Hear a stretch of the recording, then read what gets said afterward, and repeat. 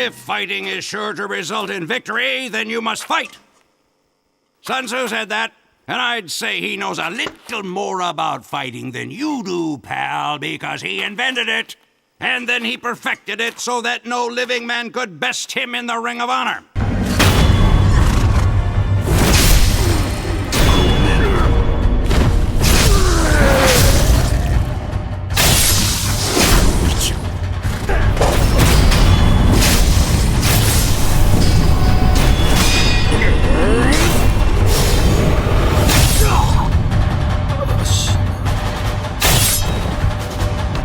He used his fight money to buy 2 of every animal on Earth. And then he herded them onto a boat, and then he beat the crap out of every single one.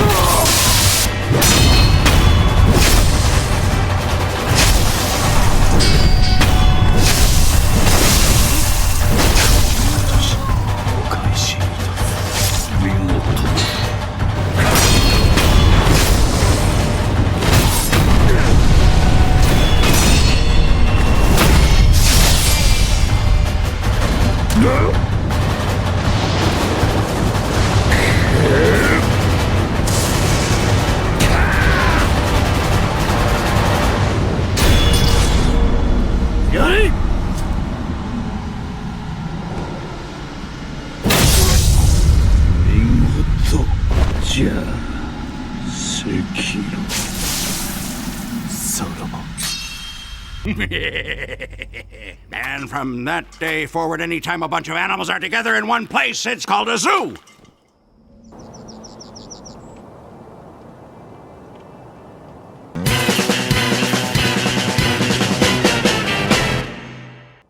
Unless it's a farm. Sekiro. Shadows die twice. They were not kidding when that title says Shadows die twice, cause like you actually die twice in that game.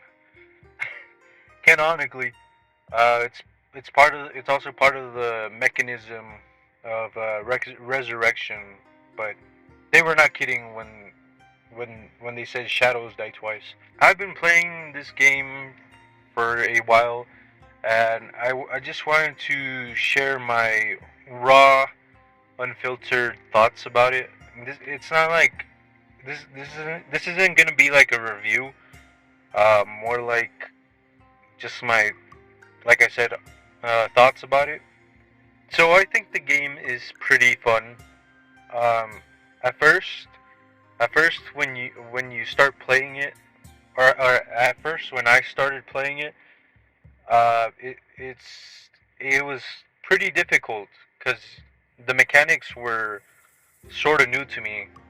They were quite different from other Soulsborne games that I've played before. So I was new to like this whole parry mechanic for this game, in this from software.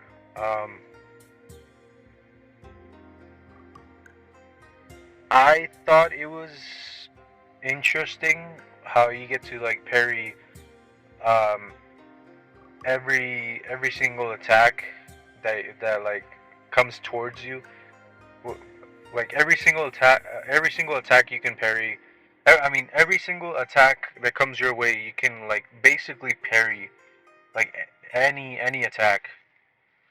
Although there are some attacks that are different, and they have like this symbol of kanji when they initiate, and supposedly it's called the Mikiri counter, or the Mikiri, and basically you can counter it by either jumping or just going full on into the enemy or enemy attack, and you basically deal tons of posture damage if you can time it right. Also with regular parries as well. if you get the perfect parry, you can like do like significant amount of um, posture damage. I'm not sure if that's the right word to use, but it it fills up their posture meter whenever you get like a parry with. I just find it so interesting how you can just like basically counter and parry every single attack in that game, no matter what it is. Some other people have said it's like a rhythm game, and I'm starting to see what they meant by that, cause like it really is like a rhythm game. Like Sekiro is basically a rhythm game, but for guys.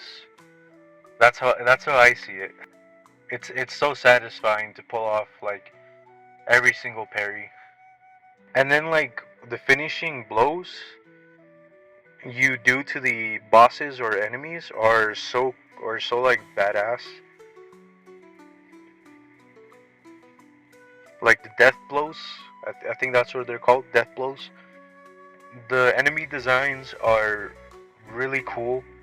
They really fit into the Japanese aesthetic, if it is part of like the culture or like myths and whatnot.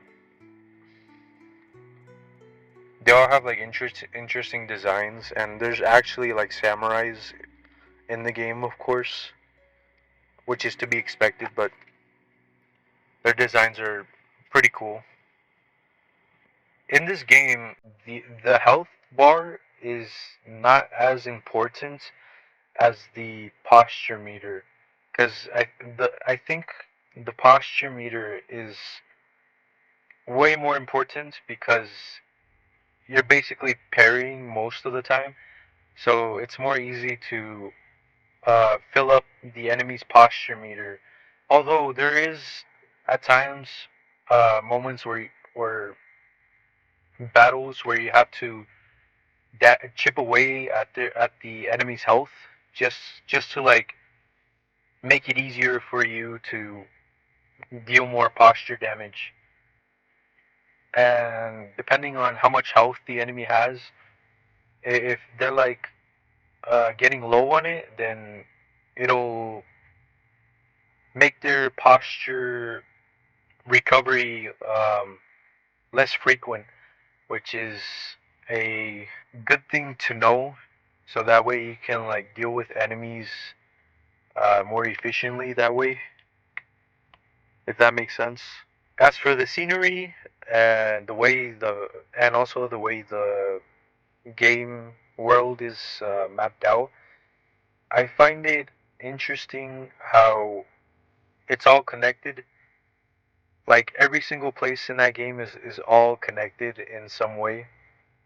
Like for example, I didn't know the fountain. I think it's called the Fountainhead Palace. Uh, it's like this very high. It's like this palace very high up. I think in the mountains, and there's this big lake or I think river, and it flows down to like the the bottom of an area. Specifically, the Great Apes. I think Great Apes layer. I think that's what it's called. Like it's connected to that. Like all that water from the palace runs down to like the Great Apes layer, which I found kind of interesting. So it really puts into perspective how connected all of the places are in that game. Like you can find a surprise in the Great Apes layer if you like defeat a certain enemy. I think that's about it for now. I'm not sure if I'm not sure if I'm gonna add more, but that's it for now.